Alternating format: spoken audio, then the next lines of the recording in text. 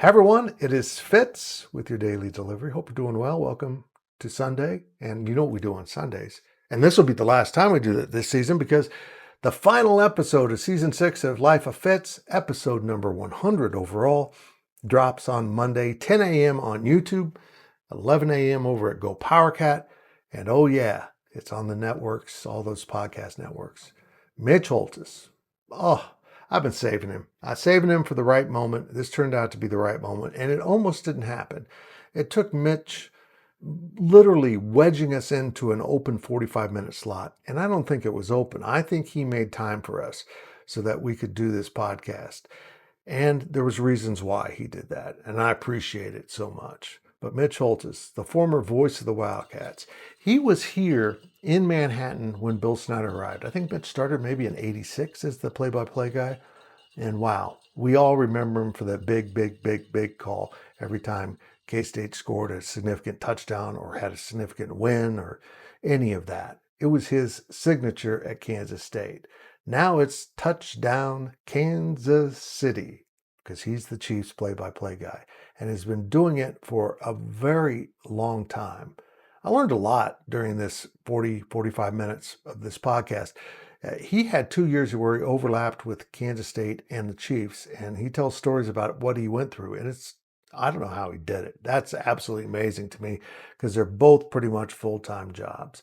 But now he is just with the Chiefs. And I know he's the radio guy, but he's an important part of the franchise. First of all, he's a visible face. Everyone hears him. Even people in the stands listen to him because he's so good at what he does. And he loves calling football games. The dude is in the Kansas State Sports Hall of Fame, the university's Hall of Fame. He started the Junior Wildcat Club. There's just so many things he's done for this school. I love the story of him helping organize the first pep rally, 1993 at the Copper Bowl. Coach said, yeah, you're going to take care of this.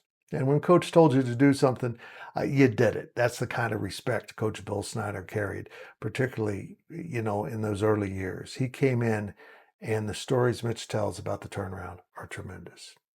But we also discussed our friend, Greg Sharpe, and his passing in February. It's been about 6 months now, and Greg's loss hit Mitch really hard. It hit me really hard.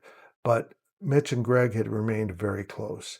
When you have a good friend, a colleague that goes off and now is working in another conference, you kind of lose track of them a little bit. And I admire Mitch for never losing track with Greg and the entire family. Greg's passing has really affected me. And, I've talked to this on a podcast this year on Life of Fitz with Scott Pollard, the survivor's guilt that you have when someone who shouldn't be dying dies before you when everyone said you would be next. Yeah, Greg went fast because pancreatic cancer is the worst one. But he didn't go so fast that you couldn't see him fighting. My Lord, he fought. He was doing play-by-play from his house when the team was on the road, and he was doing it with, I don't even know how they did it. I don't even, but they did it because Greg became as big in the culture at Nebraska as he was at Kansas State. It's so Greg Sharpe to be absolutely loved by two fan bases, ones that were kind of sort of rivals, but also fan bases that were very similar. Mitch's stories about him, his passing, and everything Amy and their girls went through, it's don't miss. This is episode number 100 and possibly the last Life of Fitz. I think we've got something else I want to do here in this time period starting next year, but we'll see. Nothing needs to be decided right now. But I'll tell you this, if this is the last episode of Life of Fitz, this podcast has meant a lot to me. And maybe we'll just do one once in a while. I don't know.